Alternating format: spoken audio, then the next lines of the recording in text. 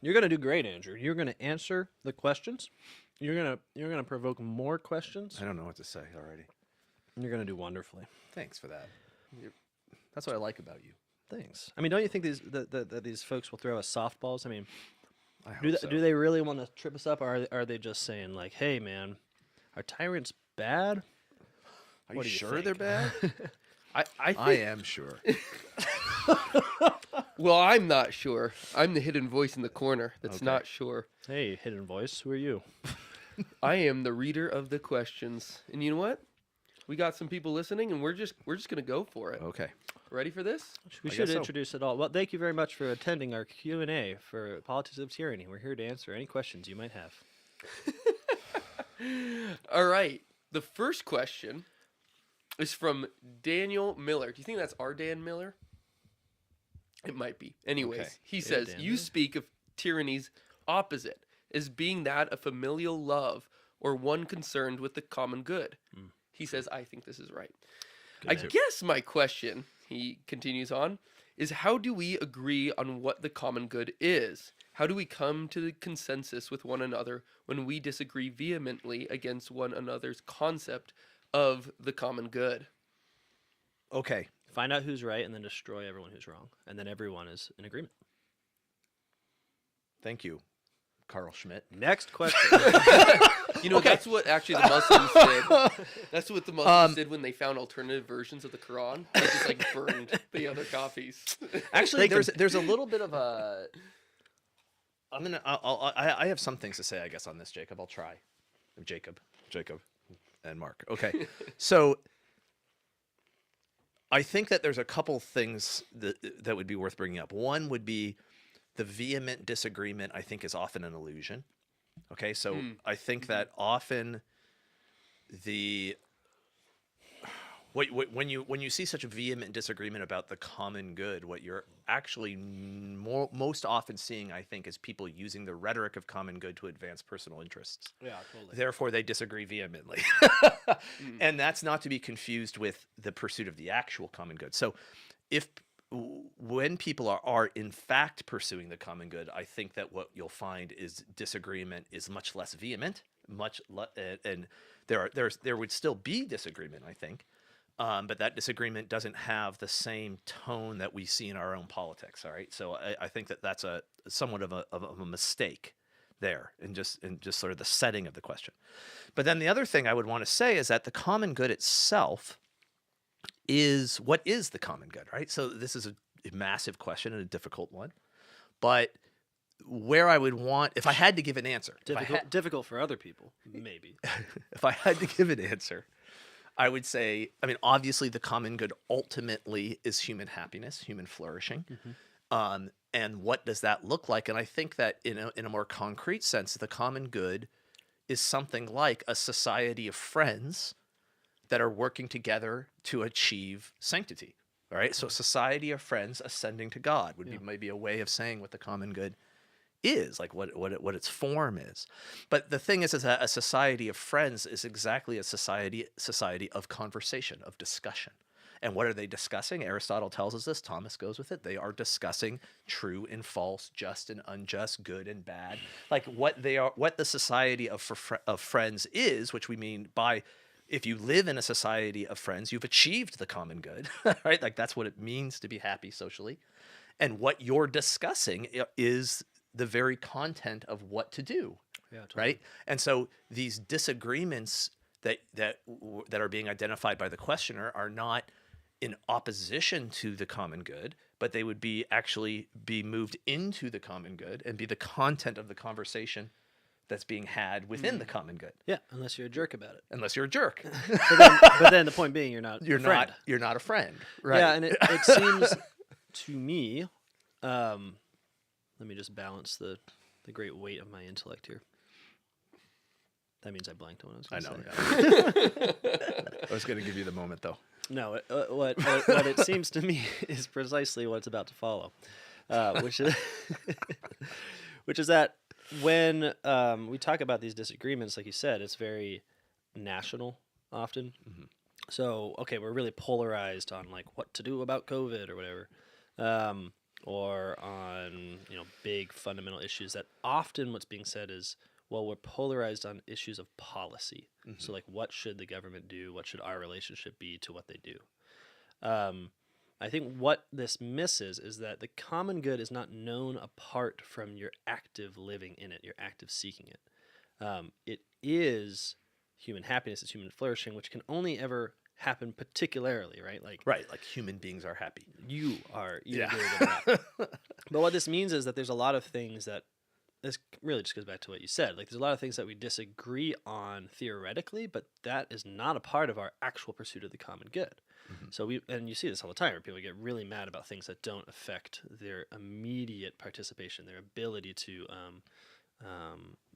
be happy within their real life, their community. Now, obviously, we've spoken a lot about the replacement of real life with this world of, I would say, kind of artificial politics, where politics really doesn't have anything to do with friends anymore. It has everything to do with sort of large-scale decision-making. Right. Yeah, and I think that, another thing to add to this would be that the idea of authority or hierarchies within even a society of friends. So again, Aristotle, and then Thomas even more so, is very insistent on this, that friendship there's no reason why a hierarchical ordering is not also an order of friendship. People who have different power levels can be friends with each other, to each other. Maybe, in fact, sometimes I think even the most perfect friends are friends that are somehow unequal in some ways. And so the point I'm trying to get at is that when decisions must be made about what is good for the community as a whole, those decisions may in fact have to fall into hierarchies of decision making. And so, yes, when you can't do both and one thing has to be decided, someone has to decide it. And I think that societies of friends do that. Right? Yeah, and disagreements don't really matter that much when you're under authority. So what I mean is, like, the presumption sometimes that, well, how can we know the common good because we're all disagreeing, is the presumption that there is no one with any authority to be like, okay, I see that we all disagree here, but I'm going to make a decision. This is what we're going to do. Right. So it's like, well, actually, no, you're not at all paralyzed by disagreement. If anything, you're enabled by it in a certain respect, insofar as you're, the one agreement you do perhaps have is that you're under some kind of authority, which is simply to say that there are people to make the decisions. Yeah. I mean, one of the problems here is that in our world, we tend to frame disagreement in sort of zero-sum games. Like we tend to imagine, okay, these two people disagree, therefore one is right and one is wrong. So how do we decide which one's right and which one's wrong? But that's actually not, I think, the case of how disagreement works most of the time. I mean, honest disagreement, like good faith disagreement. I think often they're just different disagreements of how to do something, either of which could work, right? So like the example I give all the time would be, you're building a house and you have to decide what color to paint it. And you think you should paint it blue and I think we should paint it green. Well, who's right? It's like, well, neither of us are, both of us are right. Neither of us are right, but I like green, you like blue. Okay, someone has to decide. An authority decides we're going to go with blue. Well, that's not because we're kind of crippled by disagreement. Right. In fact, our disagreement is adding creativity to the decision making of the community as a whole. Totally. Now, these various options are being presented to the community. They all have reasons why they're the right thing to do, and then some sort of authority decides between them.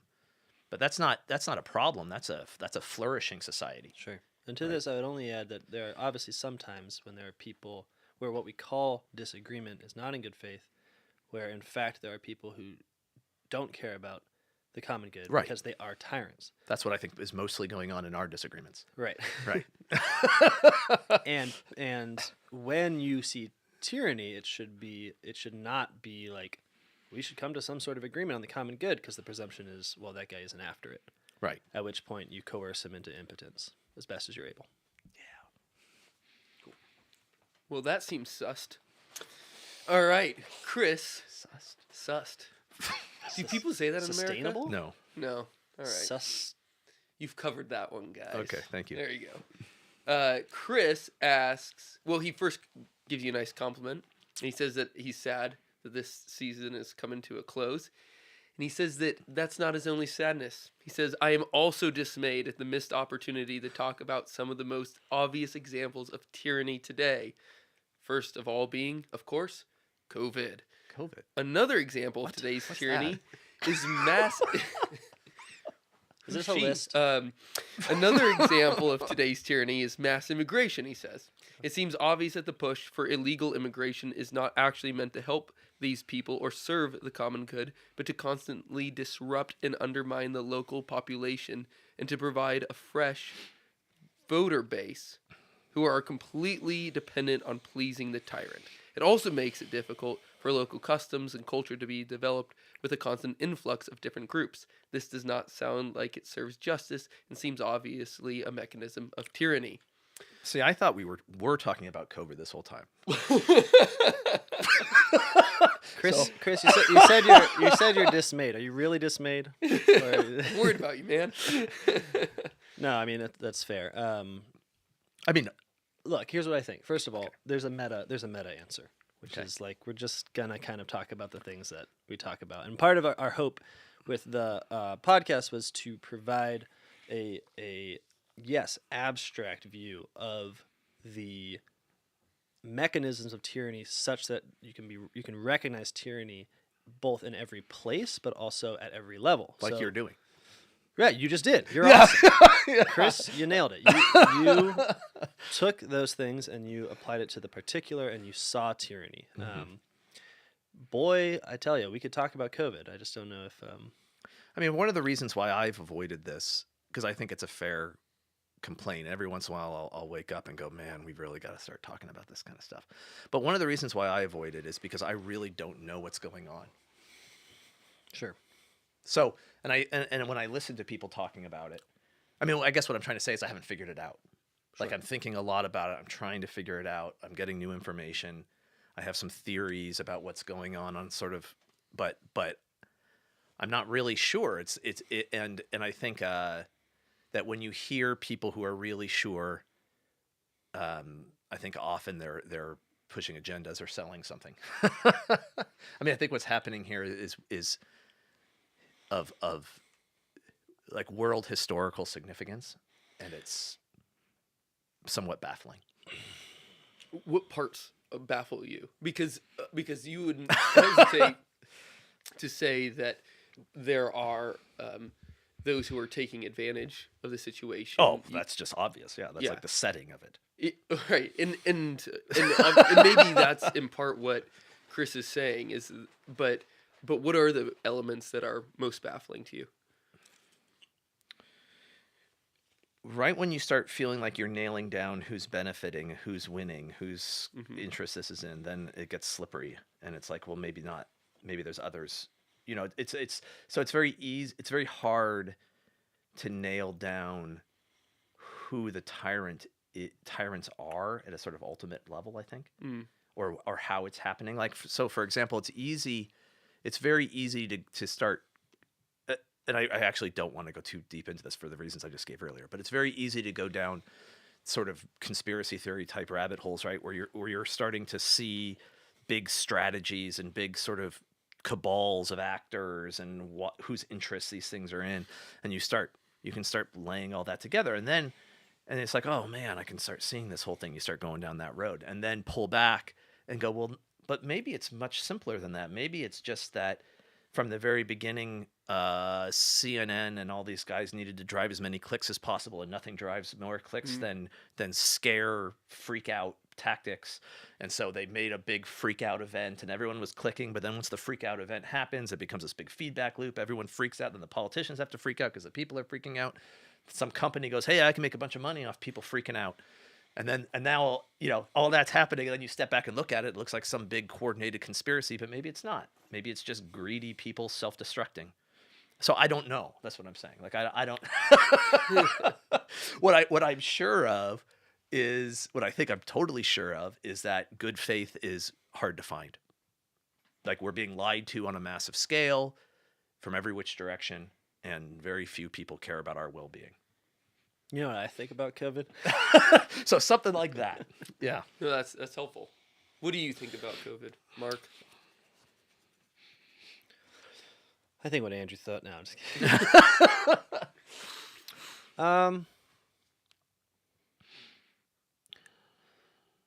I think in reference to our whole podcast, it's very obvious that whatever the real danger is, which I agree at this point is sort of hard to evaluate, like whatever the threat is, that various tyrants have used it as a way of extending war into peace and profiting thereby. Right. Whether that's in the manufacturing of vaccines that don't prevent the disease but are just constantly remarketed as we go, like, okay, take the vaccine, it will stop you from getting the disease. Okay, it doesn't stop you from getting the disease, but it'll lower your symptoms. Okay, it doesn't work one time, but it works with another booster. Okay, you need another booster. You need another like the ad hoc declaration, like what's obviously ad hoc, then being declared as Absolutely absolute. True. And not only that, but rewriting the history as if that's what it always was. Right. I actually heard someone on You NPR. always said it would just lower symptoms. I actually heard someone on NPR saying that. It's like it's doing exactly what we thought it would do. Right. It's like, that is not true. Yeah. Right. Like, I remember. Right. And so then, or like the kind of like the obvious like need for the narrative to constantly figure out an enemy, as opposed to us saying like, hey, this really sucks. We're getting sick and dying. And it seems to be really hurting old people, especially. Instead of that being like a situation, it becomes like, okay, how can that situation produce an enemy? That much seems obvious, because then we have to be like, okay, so the unvaccinated are the enemy, but they're not getting the disease because they're unvaccinated, because vaccinated people get it. Okay, but they're still the enemy because they're getting the disease and suffering worse symptoms. How are they the enemy? That seems like they're getting appropriately punished. Worse symptoms. Oh, but they're taking up ICU beds or something. Right. How many ICU beds? Well, I just read an article that said 1 in 4 hospitals is near critical capacity. That doesn't... Which, like when you mentioned that to me, and I think my response was, that sounds like the market working. Like, isn't the whole point of capitalism that you produce just as much capacity as you need? No, I don't think it is the market working, actually, because shouldn't 4 out of 4 be Yeah, it's like near sounds like capacity? somebody overbuilt. Yeah, exactly. So like, I don't think they're supposed to have a bunch of empty capacity. But anyway. But the point is that, like, it's not so much, like, I totally confess that, like, in any of these analyses, and part of this is because, we don't live in a big city. We are very free here in a lot of ways, so we're not, we confess, I think, that there's a lot of pain that we're just spared from circumstantially, so I wouldn't want to, like... I go weeks at a time where my life, there's no evidence of COVID at all. Right. And I think that's and every once in a while I'm like reminded, like someone has a dentist appointment in Pittsburgh or something. Right. And you go in there and it's all of a sudden like, oh, this is still going on. Right. But now it's like, it's the same thing with like the masks. So now we know that the masks are like, we weren't supposed to be wearing cloth masks the whole time. They don't do anything. But like now we're supposed to pretend that everyone was wearing N95s and everyone else was not masking, but that wasn't the case. We all saw, again, not necessarily here, but that everyone only wore cloth masks, and everyone did it as to signify a certain allegiance. And they might have been even really trying to be righteous in a good sense, in a way that I would say is good.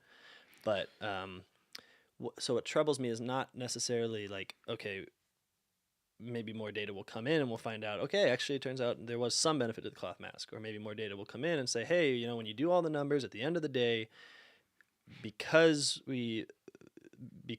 people were unvaccinated, it created this problem in the hospital that otherwise would not have been a problem. That sort of thing. I'm not saying that there's not data that is oncoming. I'm just saying that we are speaking as if it has already arrived, and we are constantly speaking in absolute terms in what to me seems in obvious ways to be for the sake of profits and for private gain. Right.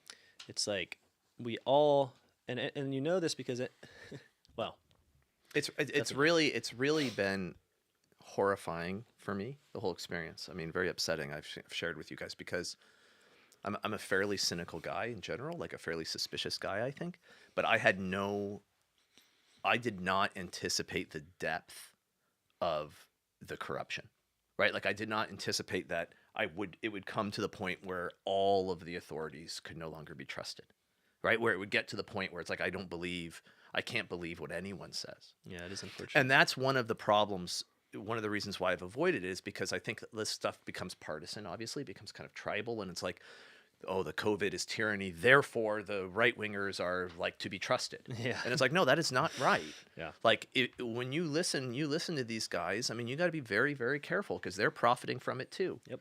You know, people on the radio, people on podcasts, people doing this stuff, stirring up as much as they can to sell stuff and make money about COVID on the other side, right? So it's like, you got to be, yeah, it's unclear who to trust or how to get accurate information at this point. And that's a sadness, right? But I think it is the sort of terminus of a tyrannical society. Is like it becomes a contest over propaganda, a contest over control of who can maximize their own self-interest. And the sort of end game is if nobody has the common good at heart or in mind, and so no one is to be trusted.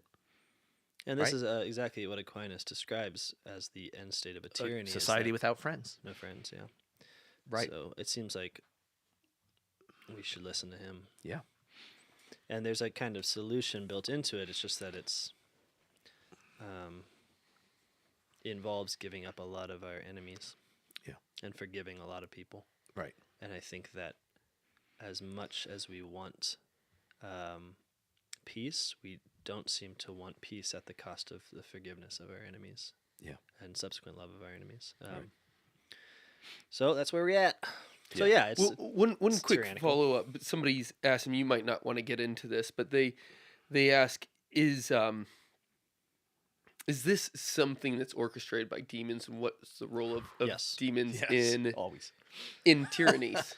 I mean, the role of demons and tyrannies. That's a great question. I mean, Andrew, you and I have talked a good bit about this, but I'm not sure if we're ready to bring this public. Well, but it's anyway. a delicate topic. Whenever you bring it up, it becomes difficult. But the people who we are reading, the fathers, Thomas, the Bible, don't normally hesitate to bring up the demons. So it's the side you want to be on. it's You don't want to be the side that was like, oh, I didn't mention the demons.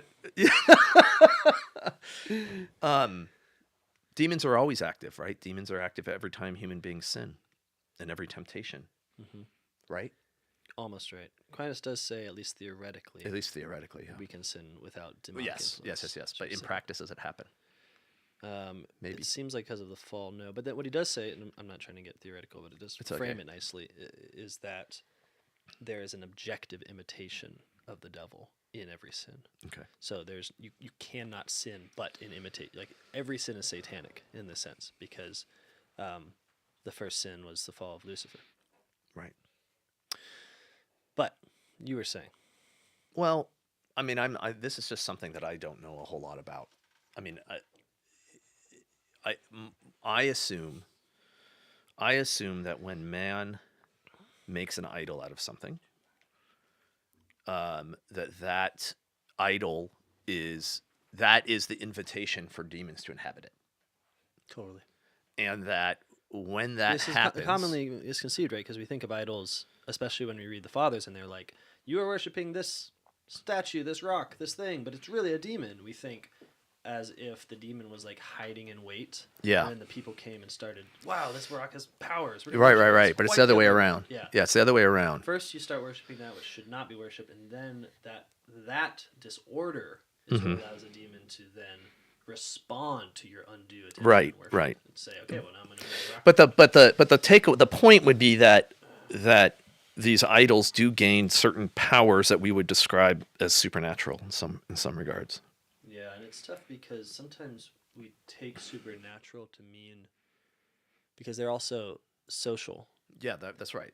Those aren't in competition. So sometimes, in fact, the very discussion we just had about how man creates it and then it is inhabited. yeah, We're talking literally about an idol, but that's true of social structures. I mean, man creates the social structures, and so I guess what I'm saying is that the sociological and the demonic, it would surprise me if they were in competition.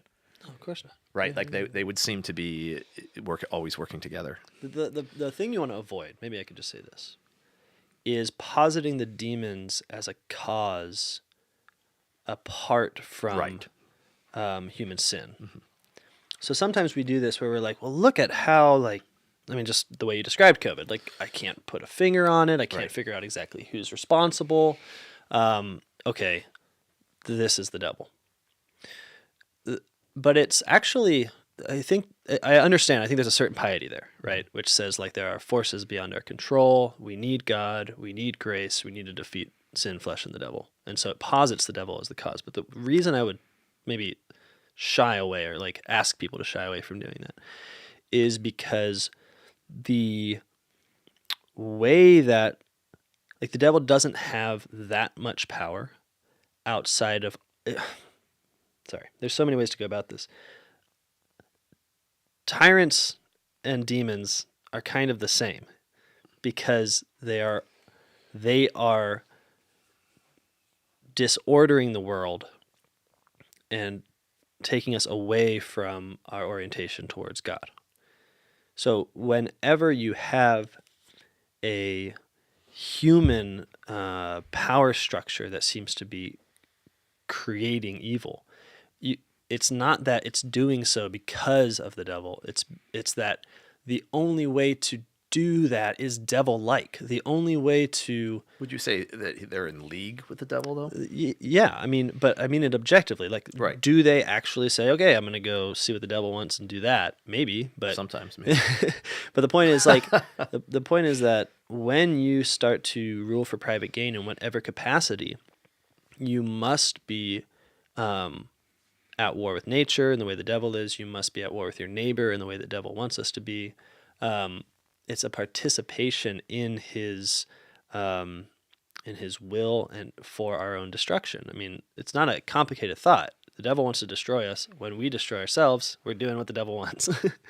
So the degree to which this is like a particular objective of whether like the devil worship of a particular group or whatever is simply, I don't know, case by case. But the fact that it is devilish and is utilized by the devil is obvious. I think that is a very careful answer and a good one. And I think I would maybe be a more sloppy. I don't know. Like, I would maybe be more. And maybe this is just me, my own being the way I am. But like, the devil, like let me just say this. It always surprises my students. It always surprises them when we read City of God, St. Augustine, and when he talks about the gods, the pagan gods, as just the devils. Like, he doesn't dispute their existence, right? So he doesn't talk about them being false gods, like they don't exist. Right. In fact, like the pagan philosophers who thought they didn't exist, he thinks are fools. Of course they exist. They're the demons, right? They're the devils. The gods are real. Yeah. I mean, this is, and this always surprises them because they expect Christians to say the gods aren't real, right? But that's not what St. Augustine says. And I think that maybe there's something there for us to learn, right? That like the powers of the world are real, and they are sort of frightening and intimidating, and I don't think that it contradicts what you said. It's just maybe a little bit more like pietistic. I don't know. There's another good, I think, in locating the devil in all this, and that it distinguishes our enemy and helps us not make it our neighbor. So what I mean by this, there's an alarming trend, I suppose, of people referring to their enemies politically as demons, as being monsters in some way. And it might sound like they're being Christian, but I think there's actually nothing more anti-Christian than this, because what they're essentially materialists. They're saying, like, if I'm going to locate a demon, it's got to be something that I can touch and destroy. And so political solutions to deal with the demons becomes essentially our only solution. So I think there's a real value in saying, look, some of this, to whatever degree, will be mysterious until the end of time, is the work of demons directly, and is and we are, when we operate ourselves in these slavish regimes, we are orientating ourselves towards the demons and their will for us. That, I think, has a real immediate practical effect of allowing us to have some mercy on our neighbors, because it's not just them, and it's not even majority them. It's like our war is with sin, the flesh, and the devil, and our neighbors can participate in that here and there, and they do, but it is not the Christian mentality to sort of make this a purely material fight.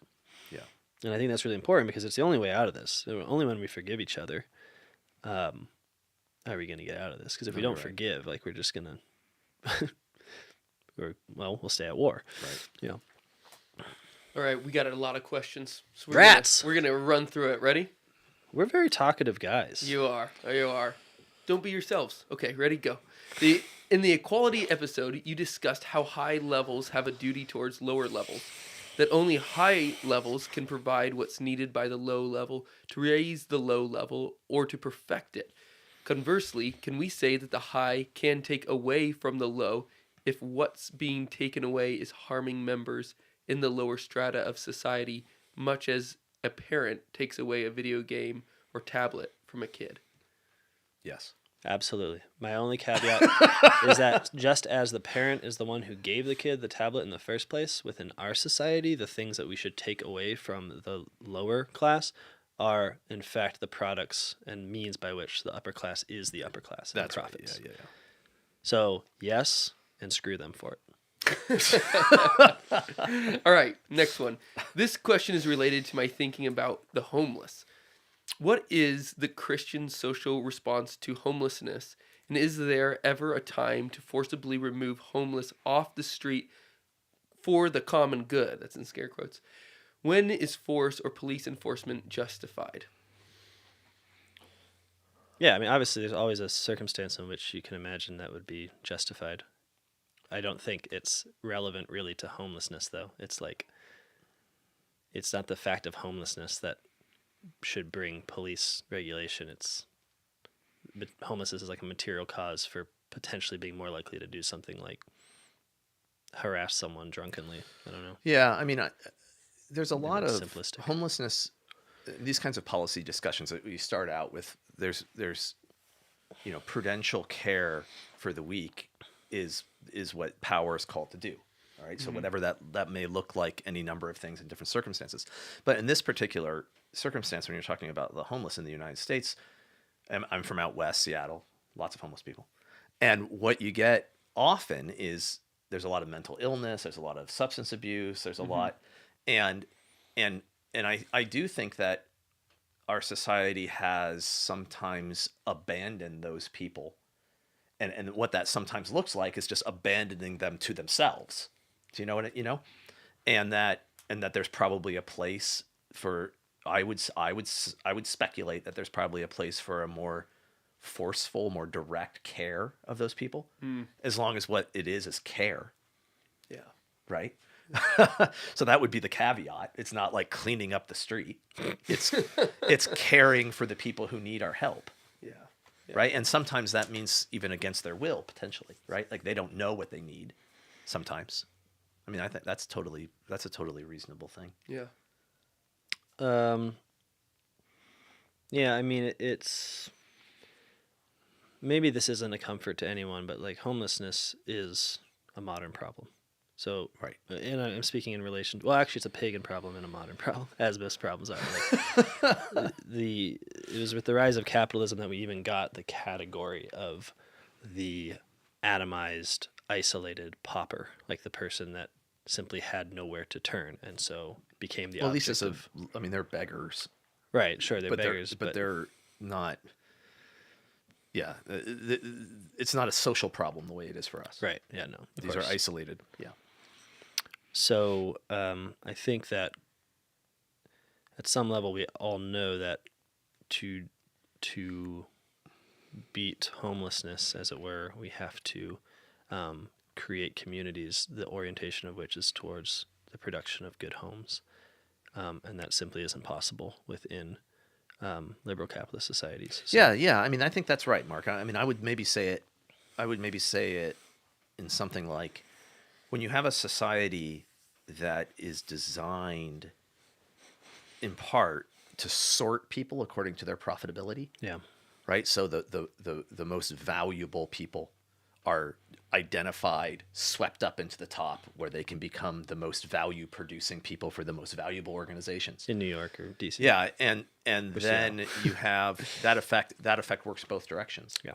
Right. So you have the most potentially powerful being swept up into the power structures. You have the most potentially weak being driven down into the most weakest positions. More efficient. It's a sorting mechanism. Yeah, It's a stratification sorting mechanism, and it's the most efficient way of sorting society for production, I think, for maximizing power, and that the homeless phenomenon on that end is sort of the inversion of the meritocracy. Well, right? as you said that, I was thinking, and we said often on this podcast that the ideal unit of the liberal society is the atomized individual who isn't married. But it's funny because when we describe that, we then always immediately talk about he's working 2 jobs, making a bunch of money, and in the stock market. But we could obviously also be talking about the homeless person. They both also they individual, both also without connection, also Right. with it's just that and also in a city. same city. I mean, they both satisfy that description perfectly. Yeah. So this is not, again, I hate obviously there's practical, immediate, what's going on in your town, who are the homeless people, What care do they need? Yeah. what care can you need? I'm not trying to brush that over by saying that the production of a homeless population is obviously a consequence of our social order. That's a lame thing to say to a homeless person. Yeah, totally. And I never would. So, but I do think for Catholics, it's like we got to move on particular and universal levels at the same time. We just have to care for what's right in front of our faces, and then we have to destroy structures of sin that put people in that position. Cool. Next question. What's the difference between a meritocracy Oh man. and the Christian society alluded to in the equality episode? I don't know. Do you know? I don't know. Depends what you mean by the words. Well, I think when most people evoke the word meritocracy, they mean that people can rise as high as their ability allows them, or something. Rise, like get more money. Yeah, like be more successful or more competitive. But then also, I think it can have it doesn't have just a negative connotation, because a positive connotation of the people who are best at leading could become the leaders. The people who are best, that it's like, there's something to be said for that, I suppose. But I guess what I would say is that when I was talking about hierarchy, I'm talking about de facto hierarchy. What I mean is that societies are always stratified by power, by degrees of power. And that's just a fact. Okay, so in a Christian, the point of the Christian society would be that power stratification would always be, that power would be deployed for the common good. However, that stratification occurs. So it's not really important to me if the aristocracy, I mean, within that moral setting, that moral framework, that theoretical framework, if the aristocracy is a blood aristocracy, or if the aristocracy is merit in a very sort of loose use of the word, but maybe a self-made aristocracy. In either case, the moral principle in play is that their power must be for the common good. So that means for those who are below them in power. Mm-hmm. So now, I don't think a meritocracy, if by that we mean a sorting of society, like I was just talking about in the homeless question, is a desirable situation. I think it sounds desirable. It sounds like that's what people want. But if you stop to think about it for a moment, I think you'll realize we might realize some of the things that are lost in that kind of a scenario. So if you have a more stable society, so a more stable, say, stratification of society, where let's just go to the Middle Ages, where it's very sort of obvious. Okay, peasants, middle classes, aristocracy, fairly stable. There's some movement between the classes, but it's minimal. Well, one of the things that means is that among the peasantry, there's extremely gifted people. There's like very smart people. There's very creative people. There's very ambitious people. There's very whatever. I mean, the peasantry has a cross section of human abilities within it. So too does the aristocracy.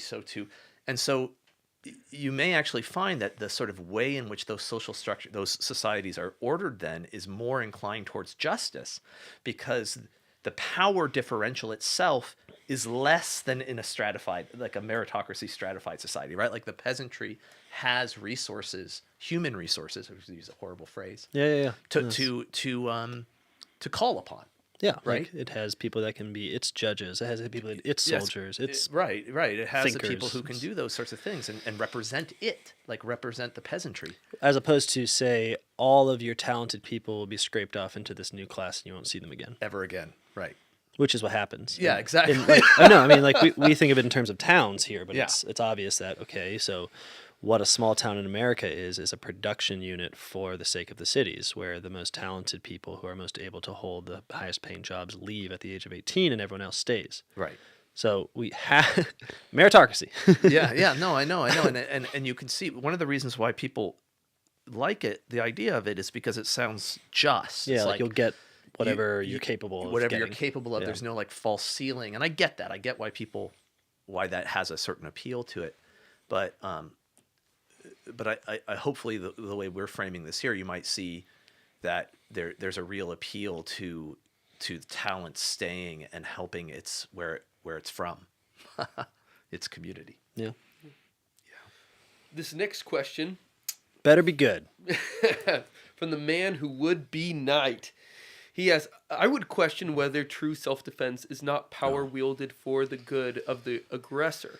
I have thought about this a good deal over the years, and I have come to the conclusion that one of the potential goods of restraining an attacker is that it prevents him from committing the evil that he intends. Now, certainly he has already committed the sin of desire and intention, but if I successfully prevent him from actually murdering people, then by restraining him, I have lessened the evil of which he is guilty, and perhaps reduced his barriers to repentance. This is obvious in the case when I can restrain him without killing him, but what if I have to kill an aggressor to end the threat? It may be wishful thinking, but I have always hoped that when he meets God, he may be able to say, now I see. Thank you for using that guy to stop me before I did any more harm. Okay, I'll give two answers there. One is that when I said that action of self-defense against an aggressor is not for his good, I mean that's not why you do it. Right? Mm-hmm. So you're using power against him, and you're indifferent to his good. So it's conceivable, I suppose, that you keep him from committing some sort of a sin. Okay, although I would question that if the only thing that kept him from murdering is a physical constraint, that there's any less sin there, right? Okay, so that's not really the way. I don't think that's really the way it works. But even if that were the case, the point is that the one who's using coercion against the aggressor is not concerned about his welfare. Yeah, like what gets you up Right? isn't, I gotta protect this man from sinning. Yeah. It's like, no, I'm going to protect my children from this man who's breaking into my house. Yeah. And I'm going to use my power against him with no regard at that instant. And that when it's come to that point, right, of his aggression. So we're not saying no regard given changing circumstances, but in the circumstance of unchecked aggression upon the innocent, the counter is to stop the aggression. Yeah. And to protect the innocent, and not concerned about the well-being of the aggressor. Yeah, it seems like... Until he shifts his behavior, right? In any way. I mean, if he gives an inch, then you've got to respond. Yeah. Right? Like, if he shows a weakening of the aggression, if he seems to be retreating, if he, any sort of action towards some sort of surrender, then there has to be a response on the self-defending, the person who's acting in self-defense. But yeah. I mean, it seems like if a guy's coming in, attacking your house, or your family rather, breaking into your house, and you in an act of protecting your family, kill him, it seems that you have killed him whilst he is in the act of mortal sin. That's right. Like, there's no good that can be done for him. Like, there's no way that you can interpret that as Yeah, a I good think done that- to him. That's what I think. That's right. And it does seem like the question is more saying that there are goods, that there are goods that follow upon taking up that tyrannical mode in order to prevent the tyrant. Right. But I think we're all in agreement that, like, yeah, what was said about that man being coerced, the amount of evil effect being reduced, I think the only thing you could say is no, it's never a good to kill someone. It's never their good to kill them. Right. And you can have this really complex thing where you're like, I'm sending them to God, and that's good. Well, the Middle Ages, they had this thing where they would But say... then what you should they do, would say, theoretically, is... sometimes they said capital punishment was good because when someone knew they were condemned to death, that they would be scared and seek repentance. Yeah. So there was like a clock on it, like you're going to die on Tuesday afternoon. Yeah. And that in that circumstance, when they have, however many days before that will compel them to seek repentance. Mm. Which is funny because it's almost the opposite of what many anti-death penalty proponents, like people who are against the death penalty now, will say, which is more that we need to give them the time to repent, right? It's very funny because it's like both have the same intuition that, like, the time for repentance is the good one, but the medievals tended to think that having a sort of end to it was the best way to speed that along. Anyway, that's an aside. Yeah, no, that's a good question, and I think you guys answered that well. What do we make of the episodes between David and Saul, where David refused to kill Saul multiple times because he is God's anointed king? So this must be in reference to our Right. rebellion discussions. So I suppose the question is something like Saul Has an office. has an office, right? And there's a Well, is that it? Because not only in the biblical narrative, but this guy's pointing it out in this question that it's the anointing. Right. Saul, But right. he's saying maybe I'm misreading it, but the way I'm hearing the question is that because of that anointing, there's an official position that Saul holds, the presumably anointing of apart God. from the injustice that we know Saul And committed. so rebellion against him Mm-hmm. is unjust or potentially unjustified because he's anointed. Well, I would say this. Look, if you read the David and Saul narrative, okay, he didn't kill him, but he Doesn't sure obey him. sure doesn't obey him. Yeah. he's on the run, and then he's attacking him. He's thwarting him. So what I mean is, like, it's not an absolute thing. As we spoke in the rebellion episode, it's rebellion while a moral requisite against injustice, against tyranny, must be performed prudentially, which does not mean cowardly, but means realistically. So, like, how do you prevent the evil of tyranny without creating worse evils? It seems to me like David, especially as one who was at this point already anointed to Yeah. be king, Yeah, he was also anointed. would have had a profound awareness that we need a respect for the Lord's anointed one. I don't think that would have a priori ruled out killing him had it come to it. Mm-hmm. In the same way that it didn't rule out disobeying him when it came to it. The same way it didn't rule out running from him all the time and duping him. But I think he could have, for many reasons, said it's not prudential in my rebellion to kill him. Maybe that was for the piece of the society that was going to come under the rule of Davidic kingship. Maybe it was because Maybe some sort of providential insight into the way this was playing out and his role, David's role in it, yeah, I think you would have and that was not for him to do, yeah. right? Yeah, I mean, because it's fairly pedagogical the way Saul dies, Right, killing yeah. himself. Yeah, exactly. Yeah.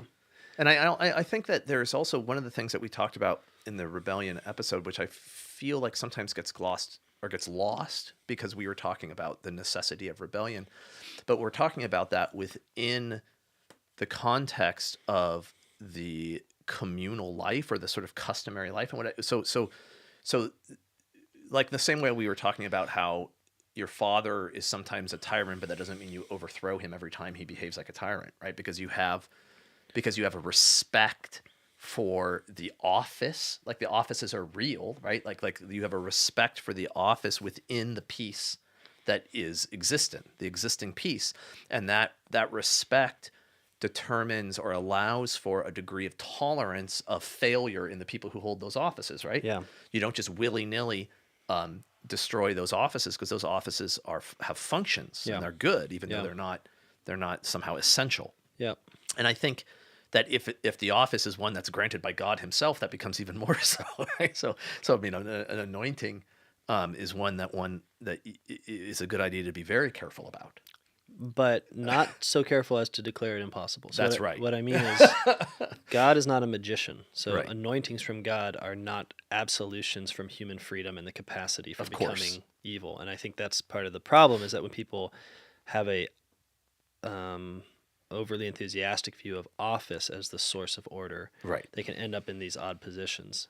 Maybe one way to just look at it is, look, the list of God's anointed kings goes on from David, and a bunch of them were killed. Yeah. Justly. No, but Check it out. But I do want to. Yeah. No, that's right. That's right. But you want to be, the Middle Ages had anointed kings, and on the model of David. I mean, explicitly on the model of David. Mm-hmm. And I do think in that situation where you have a confluence of the social institutions of a society that is existing in more or less a peaceful state, so the ecclesiastical and the secular Yeah. are coming together Yeah. in these liturgical rites that are recognized as bestowing an office upon someone, that these are traditions and customs of great significance. And so the hesitation of rebelling against an anointed king is probably much more appropriate than, say, rebelling against an elected corrupt president or something. Yeah, I that think sounds so. right. Yeah. Much less opportunity for scandal. And what we've already said is that you don't simply have holy institutions without a corresponding custom to receive them in holiness. That's right. Yeah. It's what makes them possible. Like, why did people, think about it now. What if we had a church anointed leader? Right. Well, we would all laugh. Yeah. Okay, so that says we can't have that. But they could, which means that they were also the kind of people that were edified by it And took those things seriously. and were customarily conformed to expect good things from the office, good gifts from their father. And like you said, it would be a little odd to have a twitch for beheading your father. Yeah, exactly. Okay, hope that helps. A dude named Polycarp, awesome name, asks if liberalism is a tyranny, then what is the alternative? Specifically, I think he's just wondering, what do you call it? Give it a name. The church. Cool. Yeah, All right. exactly. What are some simple acts of resistance that the average person can take against the tyranny? Oh, man. So much. Get rid of your phone. Yeah, I mean, there's many things you can do. I mean, the getting rid of your phone, unplugging, is something that you can do that just removes you from their sphere to a large extent, but not completely. No, of course not. That's obvious, I think. But I guess what I would say is that tyranny, the way we've discussed it in this series, operates through rewards and punishments, right? Fear and greed. Pretty much, yeah. And don't be either of those things. Don't fear the punishment, don't want the reward. That's once you've done that, I mean, that's hard to do. That's easy to say. Yeah. But if you can work on that, which another way for that is detachment, right? Then you find yourself having resisted completely, and so then it becomes a prudential game of what to do within your resistance. Now that's probably not what they're really asking. What they're really asking is, what are actual concrete things we can do? But I think unless you've made that spiritual move, the concrete things are probably mistakes. Yeah. This might be more particular, but it's just like, if what tyranny is the use of power for the sake of private gain, and if it is checked by the use of power for the sake of common good, then I think every person can make an examination of conscience and ask, where is my power going? Yeah. Wow, that's One easy way to look at this is, where's your money going? Because money is a form of power, especially to the degree to which a society worships money. It becomes more powerful. And so you can look at your investments and say, okay, what am I funding? And then don't do that. You can look at like your 401k or whatever, any ways that you're in the market, and get rid of your 401k. You can get rid of any way in which you're taking your money and giving it to tyrants in order to maximize their capacities for activity in the world. And instead, you can take your money and devote it to people who are using, whether it's yourself or others, their power for the sake of the common good. So there can be a real switch. Another way to look at it is through money, is to look at purchasing. Like, you can do this. You can make an examination of like, okay, what do I buy? And it can make you feel scrupulous, which obviously you don't want. But every purchase really is, once you get outside of the necessity of purchasing things, it is giving power over to someone. So can we make that Christians who receive our power, in the sense of people who are going to orientate power towards the common good instead of tyrants? Yeah. So there's those actions, So but take a lot of power. Then there's the redirection of your power is also can be redirected towards the creation of social structures and communities that are not subject to the tyrants. So we lots of times talk about, throughout the whole series, we've talked about how tyranny wants to structure society in sort of interchangeable pieces. Right? Duplicated pieces that can be rearranged in different ways that are efficacious to them. And we see this with bureaucracy, the militarization of things, all this kind of stuff. And really, anytime that we find ourselves interacting with other human beings as persons, then we're undermining that. Yeah. Right? So every real relationship is a part of the world that the tyrant can't control and can't even see. Like, if it doesn't fit into his sort of matrix or his sort of lens, the framework within which he controls society, then it's invisible to him. So, like, the tyrannical regime knows that it sees you and your neighbor, and it sees you as two property-owning citizens that live adjacent to each other, and it can see that, but it can't see your neighbor John, who's your friend. Like, it's unaware of you and John. It's just, and so if you in fact become two citizens with adjacent property deeds, then if that's all you are, then the tyrant can see exactly what you are. He in fact controls what's real. Mm-hmm. But if you're friends, he doesn't. Right? And so what I'm saying is that you extend those networks of friends, and you're building alternative power structures. You're building alternative societies, alternative political orders, that are rivals to the tyrant, not at his own game, right? So like the other tyrants are also building rival societies, but they're doing it according to the tyrant's own game, right? And so he can see them and fight against them. But if you're building these alternative societies of friendship, you're undermining him in a way that he can't even respond to. Yeah, right? and sorry to go for a moment. No, please. Voice, come over here. Yeah, sure. Can I go? I'm hungry. Take off your sweater and then get out of here. Yeah. I think it makes sense that whenever you have the ancient authors talking about the gods that they're praising, they praise them for their power and for their eunomia, like the good order that they're setting. And that order is always going to be an impersonal one, as you're saying. Right. And so we have to look around at our life and saying, what are my day-to-day structures? Who am I depending on that I do not know? In what cases? So, like, regarding my phone, regarding my entertainment, regarding my food. And it's, there's some long-term thinking that has to be had here. It's like, what can I get rid of? I mean, obviously, I'm partial to the 401k argument, because I think that's just the most major way that we're building up others that we do not know, right?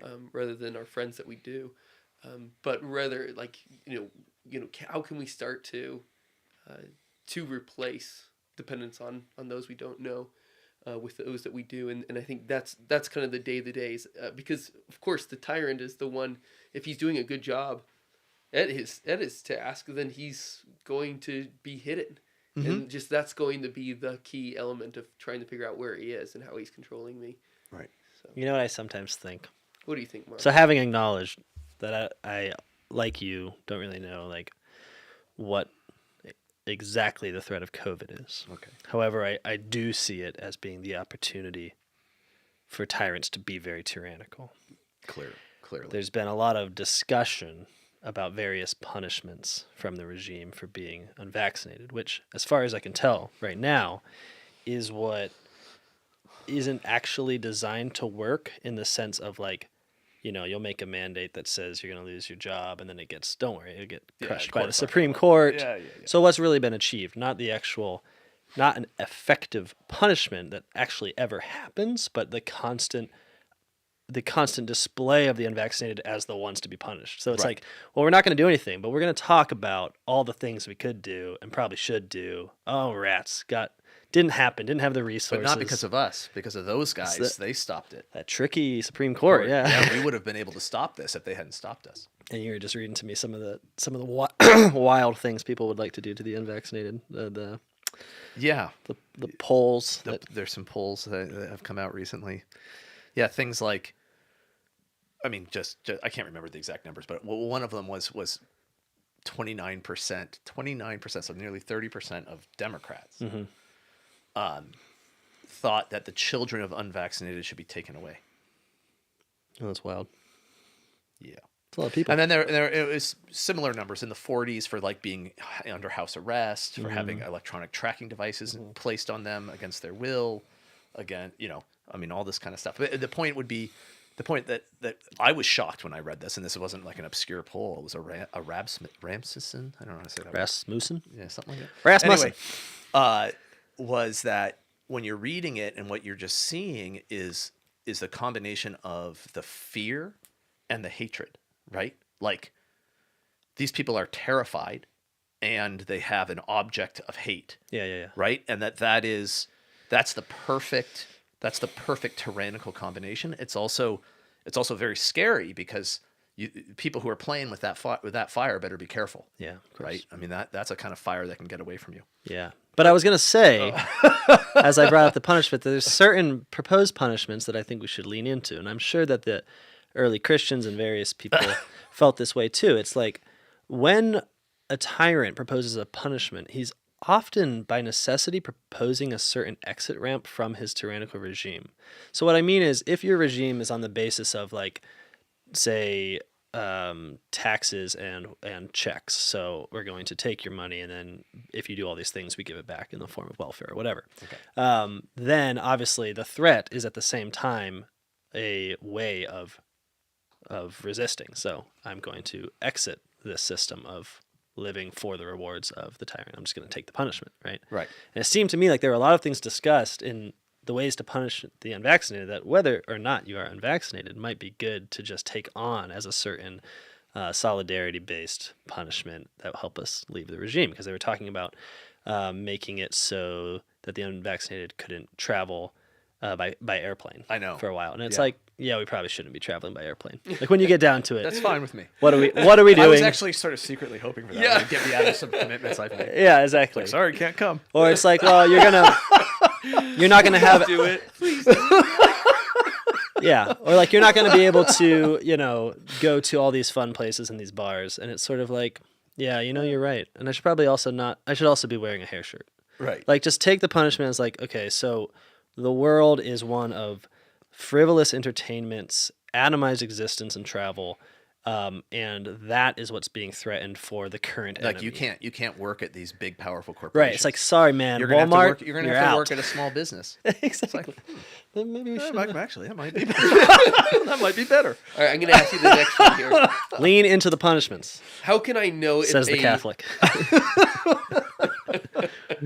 That's a good line.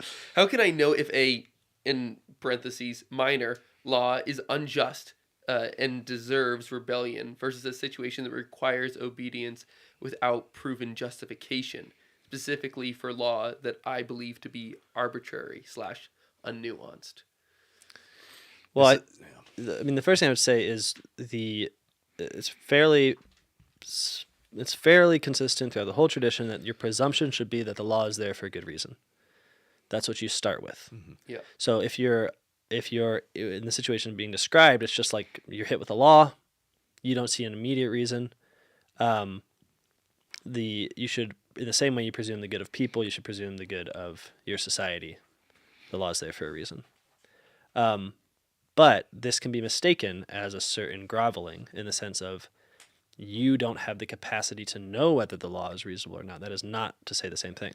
Because when you're hit by that law, it can appear to you as unjust and unreasonable, and you can be right, in which case you should, you have no obligation to obey it. It's not a law.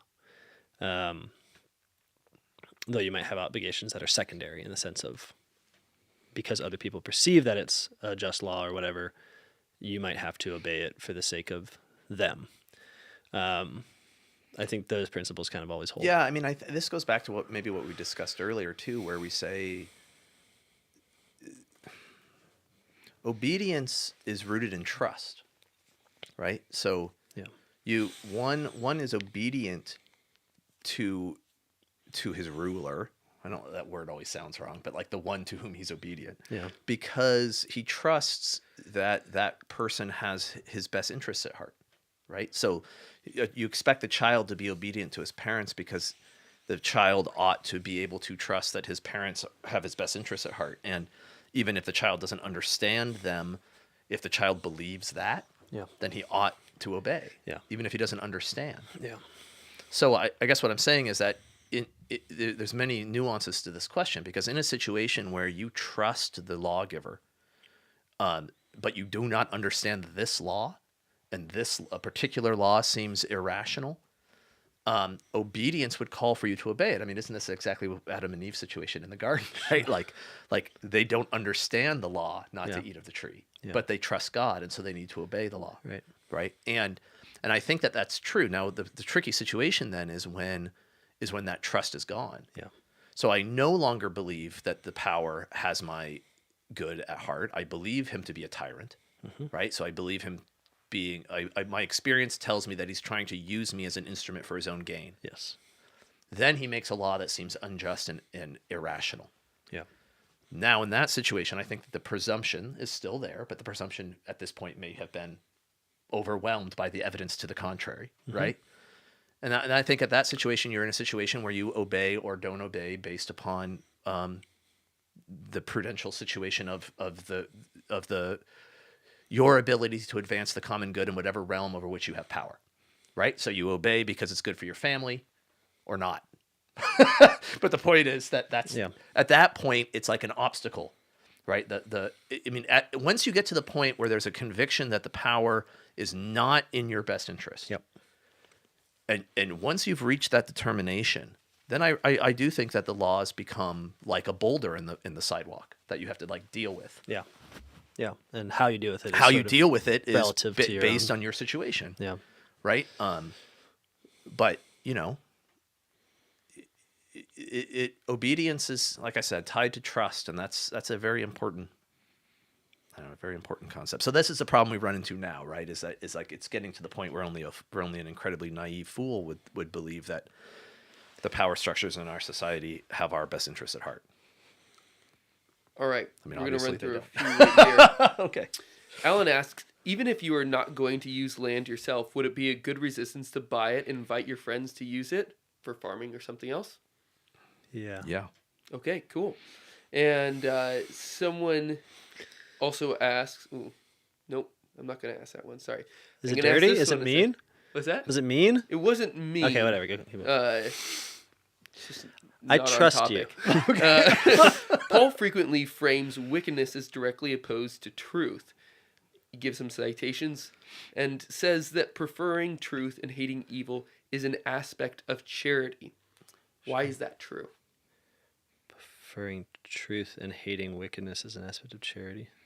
Yeah, I'll read it one more time. Paul frequently frames wickedness as directly opposed to truth. Yeah, totally. Yep. and says that preferring truth and hating evil is an aspect of charity. Why is that true? I think you guys hit this in the first podcast or somewhere in the early series. Do you want to give a quick recap of that? I guess I'm not quite sure where the problem is. The relationship between, is this a relationship between, is this an intellect will question? What is this? No, I don't think so. I think usually these are two things that are not juxtaposed together. Like wickedness and truth as opposed to wickedness and like righteousness, for instance, I think. I mean, it seems to me like what, I'll give it a stab. Like evil is a lie. How is a lie intrinsically opposed to the order of good? Yeah, I mean, it just strikes me that... Or why is wickedness intrinsically a lie? Yeah, maybe this is helpful, maybe it's not. But the one of the common aspects of tyranny is to make the truth irrelevant, right? Because the truth is very inconvenient because it does not come from the tyrant's regime. It comes from without. Yeah. So it is a constant problem, which is speaking in a very like grand sort of way. But the tyrant is arrayed against truth, not because truth is like, not because of any particularity within what is true, but because when we use the term truth, what we mean is what obtains whatever man would like to make of it. Like, it obtains. And tyrants are only able to be tyrants by making their own world what really obtains. Right, because if they operate within the truth, then the world in which they operate doesn't need them. Or it might need them. Right. It might need them to make certain decisions or to act. It might need a leader, Mm-hmm. but it's no longer a world. Doesn't need them to give them a world. It no longer needs them to create a world or to amass the sort of power that they're trying to amass, right? And so living in the truth becomes always is resistance to the tyrant, and this is the reason why the tyrant's always ultimately a liar, right? Because he has to attempt to construe the world in a way that does require the accumulation of his power. Yep. In order for order to be achieved. Yep. But order in the truthful cosmos, the cosmos of actual being, it doesn't need that kind of amassment of human power in order to be ordered. It's ordered in its nature. It's ordered in what it is, in its truth, right? But I feel like that's also the same holds true with goodness. I mean, the goodness of things are in themselves and in the order of the cosmos as a whole, and so again, doesn't need a tyrant. It doesn't need a tyrant to good. grant the goods. Yeah. Right, and so again, you have to then mask the goodness, or make it seem like the world is fundamentally disordered, so that the tyrant can bring good to people. So either acknowledging the true, understanding the true, or the good, both undermine tyranny. Yeah. One of the ways you can see this is in Aquinas' description of law. He says, for law to be just, it must be dispensable according to person and circumstance. So, Right. You have power, you have the power to legislate, you make a law, and then in this particular instance, the law doesn't apply. Or for this particular person, the law doesn't apply. And this isn't a failure in Aquinas of legislation. Or some sort of weird exception or something. Right, nothing like that. In fact, it's just describing a world in which the truth is what matters. Like, what law is trying to get it specified into the whole of the cosmos so that all these persons and circumstances can either obey the law or find that it doesn't apply in a particular case. It's like, and that's very different from a pagan notion of rule and law, in which the disobedience to the law of any kind, or any place where the law doesn't apply, is seen as some kind of threat. Like, we have to make it apply here, because if we don't, what's being said? Well, it's being said that the legal regime, in this case, that comes from the tyrant, isn't the whole world. Yeah, it has gaps. It's not even close to being the whole world. Yeah, and once you open up that, then it opens itself up to judgment. There's some outside standard. There's some place to stand outside and look at it. Yeah, and that's what the tyrant can't abide. The next question, in what way is the integralism supported by new polity stateless? Should we do it? Should we take it? Should we ignore it and save it for another time? Is this Sean Domensic who wrote It's this? not. It's actually two people, neither of whom are named Sean. I'm very suspicious. Maybe it's This is a very dangerous question because it involves a bunch of definitions. That's right. Okay, so you start talking about statelessness, and a lot of people in our day and age hear orderless, anarchic, or like governmentless, and that is something that I think Marc would never endorse, right? So that would be nothing like what we're talking about now. If by state we mean what I normally mean by the state, which is a historically contingent political form that came into being and will pass away. And so if we mean the particular form that really maybe is initiated in the 16th century and comes to kind of fruition in World War II, the sort of what we think of as the nation state, but really what we're talking about is a hegemonic political power with a monopoly on violence over a certain geographical area that is also the primary identifier of the people who live within it. So as far as their loyalties are concerned, that's like the nation state concept. So a state as that sort of an entity that has sovereign power over its geography, right? Meaning it does not have to appeal to any power outside of itself in order for its authority to be wielded with legitimacy, whatever that means, right?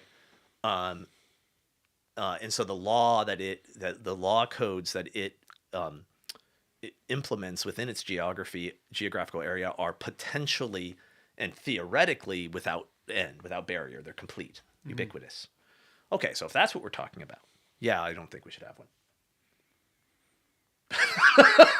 No, I mean, because what are we getting at? That law, I think I can try to do this really simple, is that law can be fulfilled. Law is fulfilled in charity. So coercive law, abstract law, is fulfilled in virtue, right? So the idea would be, one idea would be the more corrupt a people is, the more appropriate it is that it's structured through externals like external legal codes or external power structures and these sorts of things. But the more redeemed a people become, the holier people become, the more they become virtuous, the more that just law is internalized into the peaceful structure of their very society or the way in which they actually live. And so what you're seeing then is a movement from law through grace into peace. And I think that is the movement of conversion. That's the movement of Christianity. Yeah.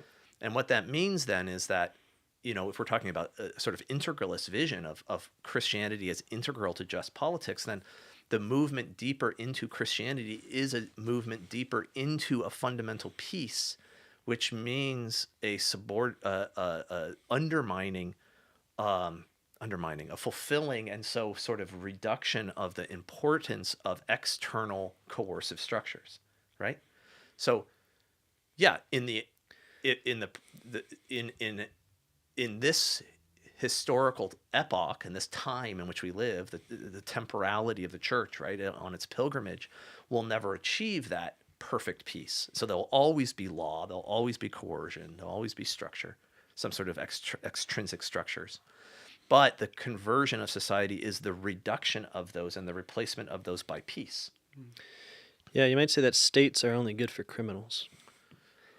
Yeah, well, yeah, no, I mean, I well, what I'm trying to get at is that Augustine, yeah. And you at many points have said you deserve the tyranny you get. Like, right. So it's not that you could not come to a point in which all of those structures that we think of when we mean state would not be appropriate to a people insofar as they are that sinful. Right. The difference when we talk about what liberalism does is it looks at that real moment of a order in a society that comes through the destruction of diversity and through the threat of coercive force as being the source of order, Right. that is posited as being some kind of eternal ideal of politics. Like, that's just what people somehow do.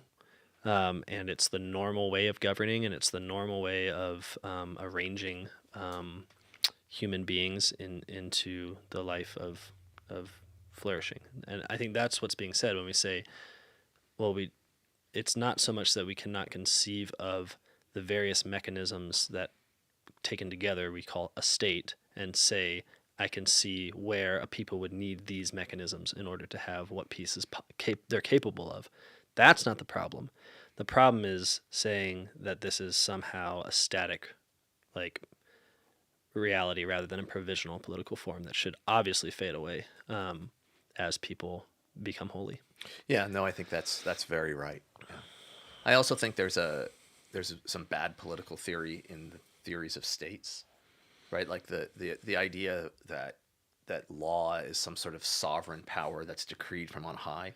Yeah. From a state, a sovereign power, is, I think, just bad philosophy. Like law, those kinds of commands don't work.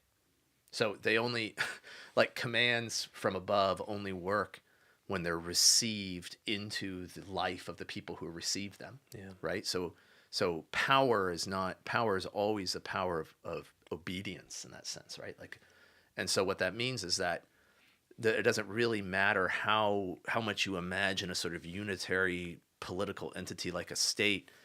The fact of the matter is that if it has de facto power, if it is capable of affecting its will, whatever that would be, that is only because the people subject to it are it is somehow speaking into their order, right? Into their customary order. It's somehow just prior to it. Yeah, and so what I'm saying is that the fantasy of sovereignty, I think, fails. It's not just that sovereignty is bad, like immoral. It's that I think it fails philosophically. Like, it doesn't work. Right? The perfect sovereign would be a single man shouting commands at people who don't care what he says. Mm-hmm. He would be relying on no one. So, I mean, because that's the only yeah. Otherwise, he has to be responding to who, in fact, these people are that he's talking to. Andrew, what's your hard stop? You have to teach people at 4, don't you? Yeah, I gotta get going pretty soon. What time? How many more questions can I ask? I got 10 minutes. All right. I can just keep taking them. You can leave, and I can just be both guys. Cool. Would you actually do a different switch a voice? seat? Be like, well, as I would say. Let's see how that works. I could probably stretch it a little bit longer. I've looked for a long time, but I can't find one. Where can I get a hair shirt? Yeah, I don't know, actually. I've never had one either. Yep. All right. I Sorry, tend to guys. just hit myself in the face. Okay. I'm tossing it up, hit it out of the park. Who specifically are the authorities Paul tells us to obey in Romans 13 if pre-Christian Rome was a tyranny? All of them. Yeah. Just authority. Yeah. I mean, it seems like the premise of the question was, and I don't, maybe I'm missing it, but it seems like the premise of the question is is exactly what we were arguing against, which is that we're not talking about offices. Yeah. We're talking about authority. Well, no, I think we had this discussion, right, where I presume this is being alluded to, that there's a certain, like, evangelical argument for authoritarians that Paul was living under the Emperor Nero. Yeah. And he was really, really bad. So for Paul to say obey to authorities must have meant obey Nero, which sets a kind of standard going forth. Like, if it's not as bad as Nero, then you still should be obeying, or presumably. That's sort of, you know what? I just don't know the exegetical arguments for why people think And I he was talking about Nero. well, but I also apologize. That might not be what this particular question I mean, asked, but I this guess I is just something don't know that- why. Maybe some biblical scholars have some sort of a reason, a justification for that theory that he's talking about Nero. I mean, it can't be just that Nero happened to be the emperor. Well, I think they're just saying because he's writing to the Romans, and for the Romans, they're going to read the letter and say, okay, who are... It just seems like there's a lot of ideological presuppositions going on in all that. Because what we would be saying is that or at least what I would be trying to say is that authority, the authority must be obeyed. Totally. Because it's authority. And part of what authority means is that it's just. Yep. And so just power is to be obeyed. Totally. Yeah, it's like people... There's occasions in which that power being exercised from somebody you could call a tyrant is on occasion just. Sure. Yeah. I mean, people need to just step back and say, okay, Sure. what did the New Testament, including Paul, like not just the book, but like the thing, the movement, what did it do?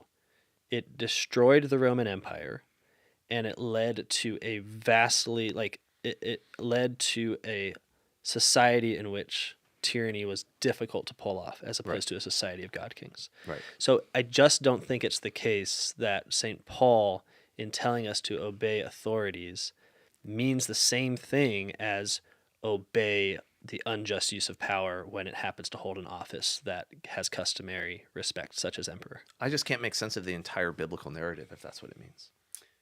This guy just wrote in, he says he thinks he gets it now. Okay, cool. Yeah. No, it's a real problem. You know it is. Well, it's a point of constant confusion. I mean, I'm very baffled by it. I read it over and over I again. think part of it is because there's these metaphysical terms. Like tyranny is actually, in a certain sense, a metaphysical reality that we're talking about. And authority is a metaphysical reality that we're talking about. And once those are thought to be as something that are just positions. Well, that's what I think. That's why I said, like, sometimes the posing of the question sort of carries within it a certain answer because it'll say, when lots of times people say authorities, what they have in their mind is whomever happens to have power or whoever happens to have the office. Yeah. Because I think that's a lot of ways, that's the way we throw that around in our own day and age. Yeah, like how the FBI just started a task force to deal with anti-authority domestic terrorists. Exactly. Which I think is great. It's just that the FBI will be on that list. Well, I mean, the whole point would be like none of you guys have any authority. Always obey the just use of power. Power that's oriented towards the common good. Yeah. And it's a sin not to. Our buddy Caleb asks, is hosting the live Q&A during normal working hours where you hope many people will watch a subtle way to undermine the tyranny of our jobs that we don't have any direct ownership over? Sounds good. Yeah. I mean... Let's retroactively apply that reason for why we did it, yeah. Yeah. I mean... Yeah, pretty much. Sorry, guys. I don't want to do this when people are like doing something important, like being with their family. And I know. Sitting That's on the why couch. we don't do it now, yeah. All right, next question. As the world has converged into an intermingled globalist mass with large state apparatuses of defense and aggression, how can one even conceptualize of one of those large states relinquishing their power? Somebody else asked the question of, I'm a tyrant. Now I want to repent. Great, what's my next step? I think it goes kind of hand in hand with this. But to finish off, he says, this is the neocon trap. Right. We've created a world that necessitates these Leviathan complexes, and now we can't leave them. How can one split this Gordian knot, or is this a false construct? Probably a little more weapon production will do it this time. Scare the other guys off. Sorry, I'm just making fun of the neocons, not the question. No, it is... Let me. I guess maybe one of the place I would put it is, don't you think the world was in a similar situation in the 1st century A.D.? I mean, I guess what I'm saying is that empires, pagan empires, the Roman Empire, like this was, how does one deal with this? I mean, in fact, some of the Roman critics of Christianity brought this exact argument up against the Christians. They'll say things like, if everyone behaves the way you do, then the emperor will fall. We'll get invaded by... And if that happens, then you yourselves will be enslaved and killed. Like, they make that argument. And it's not, there's a real logic to it, right? I mean, there's a truthfulness to it, unless you understand the power of conversion, I think. So, like, what I mean is the civilizational building power of Christianity. Mm-hmm. Like, it is possible to build a civilization, a Christian civilization, that is in fact capable of wielding great amounts of power. I mean, and that is to defend itself, for example. but that is not tyrannical. I think this is possible. And I think it might end up in ultimately, if it were achieved, in having an effect of in time converting of the other nations. Yeah, like look at those guys. They just whooped us, and they've got totally other motivations. I mean, yeah, but I mean, maybe this is more pessimistic, but I think that is theoretically possible because we have discussed, like, if you have de facto power and you are able to use it to defend the weak, it's not just a can I, it's I must. Mm-hmm. So even in this sort of wild world of industrial militarized nation states where what the power we have is obviously difficult to bear, like nuclear weapons, etc., the same principle would still apply. It's just we would actually have to become a people who defend the weak and not a people who, as they say, seek national self-interest, by which they tend to mean... It's funny because I've often ran this thought experiment for myself. Like, let's say the United States converted. Totally converted hard. Yeah. And we're the most powerful military force that the world has ever seen. Yeah. Do we get in less wars or more? I think at first way more. Way more. Yeah. Yeah. I suspect. Because then we have to use it for justice. Yep. And we have to defend the weak, which means stopping the strong, which means all that kind of like, yeah. So, I mean, I have a feeling that it might not be the way some people would suppose. Yeah, it would be more like a constant debate. Like, do we really have to do this crusade? Right, exactly. Yes. Was this the smart crusade to go on now or not? Yep. Go get the Blackhawks. Yeah. So, we don't use this anymore, I don't think. So I don't think. I guess what I'm getting at is that, if anything, when you talk about power, the amassing of power, one of the things we've talked about with tyrannies is that they can only ever really draw a portion of a person, or sort of appropriate a certain percentage of a person's power, because that person is only obeying the tyrant because of the love of something else, right? Because he's afraid that something else will be taken away, or he desires some reward or whatever. So he's only willing to give so much to the tyrant. But in a just society, in a Christian society, the citizens are willing to give all to the common good. And I think that there's a potential for an immense amount of power there. Mm-hmm. I mean, you see it with the Israelites. Yeah. In some way. Right. But I will point to this, like, none of the powers of... the first stage of the conversion will probably be just hellish and the loss of all of our luxuries and material addictions. We will die. We will not be rich anymore. And to the degree that we do that, we will no longer be a kind of thing that people really want to, I think, take out. So I think, like, it's going to be a very internal thing that happens for a long time before we're really asking the question of, like, now what do we do with China or whatever? Yeah. But maybe that's just a suspicion. Yeah. You got to go? We got a couple more minutes. You can do it? All right. Yeah, some people really like that. America! Would we be... if the U.S. converted, would we be obligated to free Palestine? I like that question. Well, it'd have to come under debate. This is, I think, a question worth thinking. That's what. Okay, all these are. What if the unvaccinated are incapable of recognizing the common good and need to be coerced for their own and the common good, like the homeless from the earlier question? So, what differentiates the case of the homeless from the case of the unvaccinated? It's just not that sure.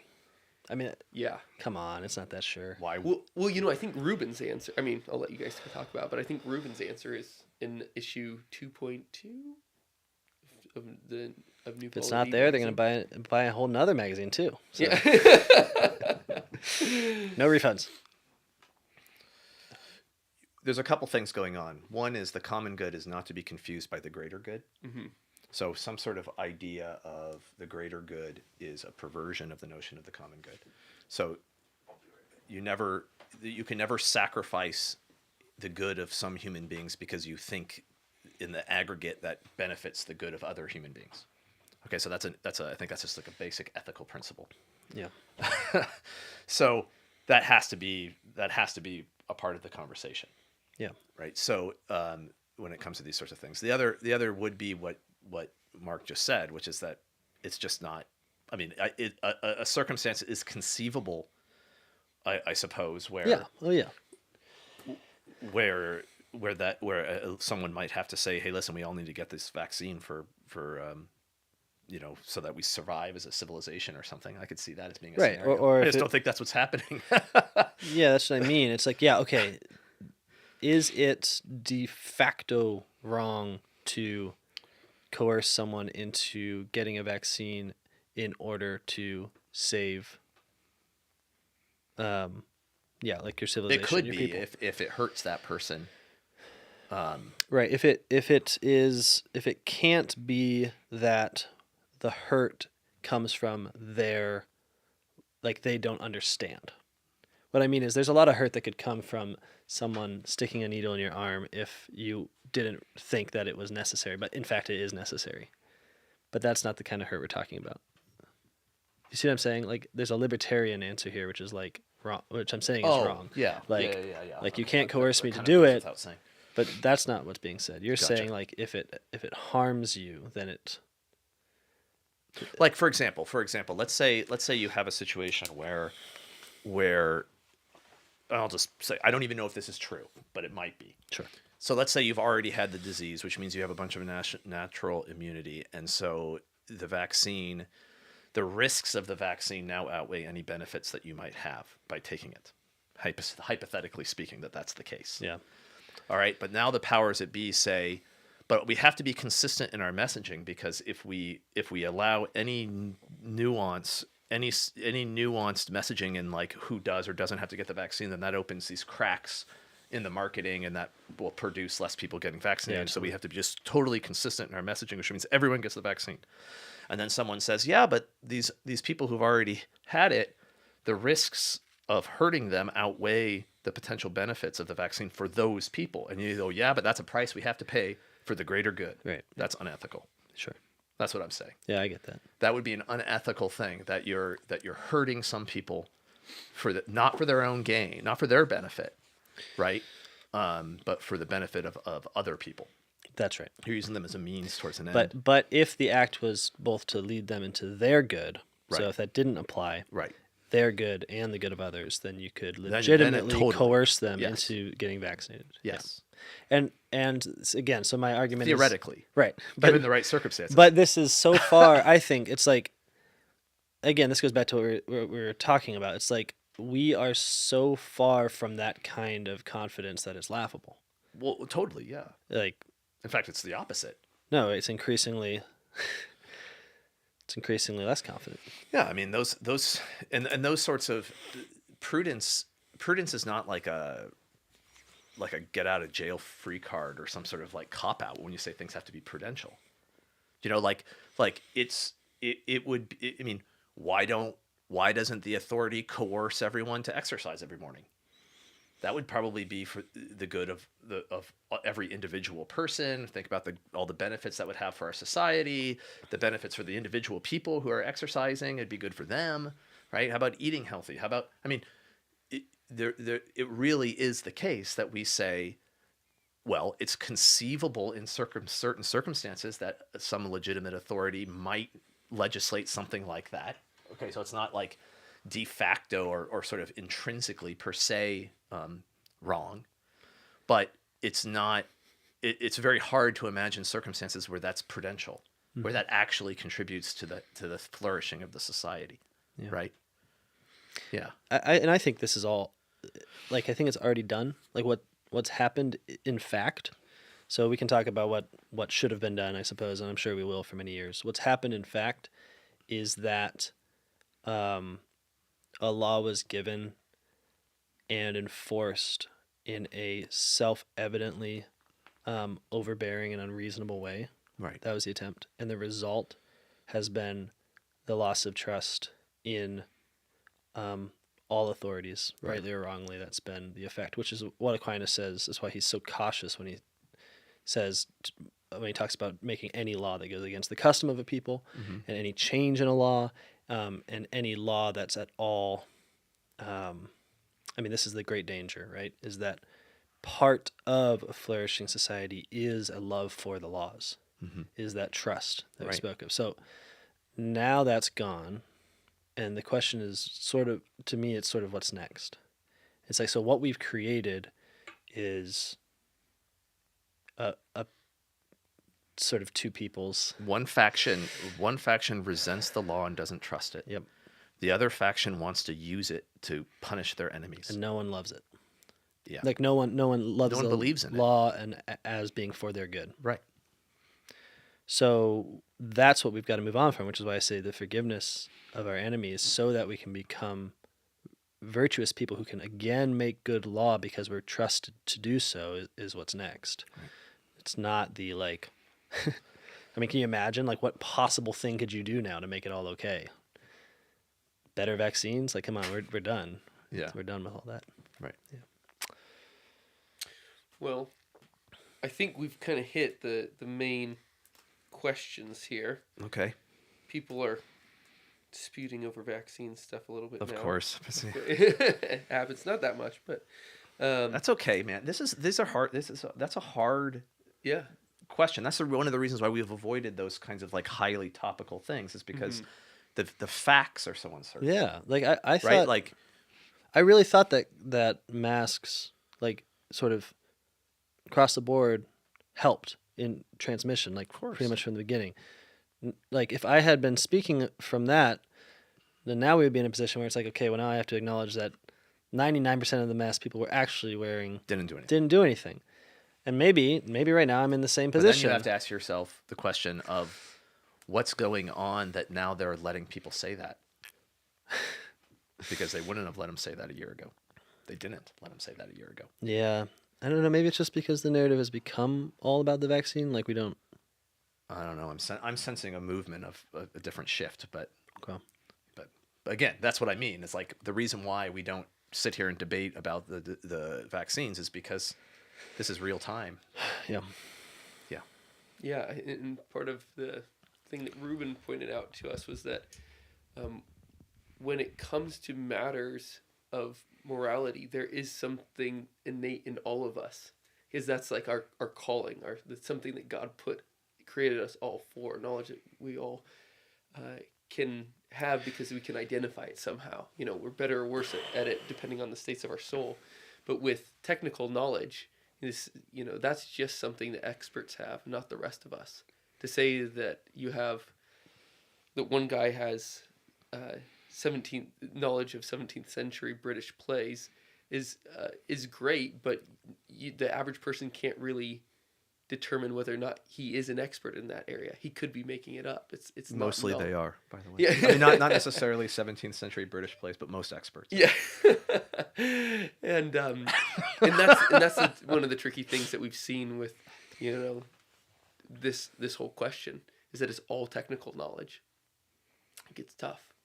So yeah. Anyways, the last person said that we should bring back the geese painting. I think with that, Man, we you should just end the you series. just can't do anything without someone liking it. This is what I found. You move into a closet and someone's like, "I missed the closet." People just don't like change. I understand that. The elephant survived, though. Yeah, he's still there. He's come along with us. It's good that people don't like change. That's part of our natural resistance to tyranny, right? It's Absolutely. to settle into custom, to settle into peaceable modes. But don't worry, we're never leaving this place. Hope not. Okay. God willing. Thank Well, you. everyone. thanks everyone for listening, and thank you Putting for up with it.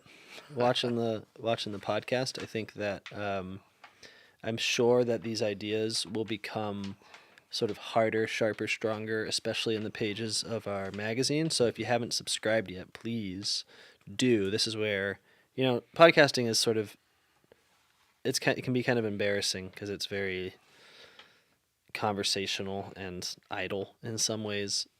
And part of, I think, the guilt of doing that sort of thing to people is to then turn and write it out, provide the sources, do the research. Really think it out. Think it out so it's not just something that they're going to repeat and then find themselves without the ability to live in the truth and be convincing to their neighbors. So one of the reasons that we make the magazine is to give people in charity what I think they deserve, whether or not they actually subscribe or not, which is a thorough defense.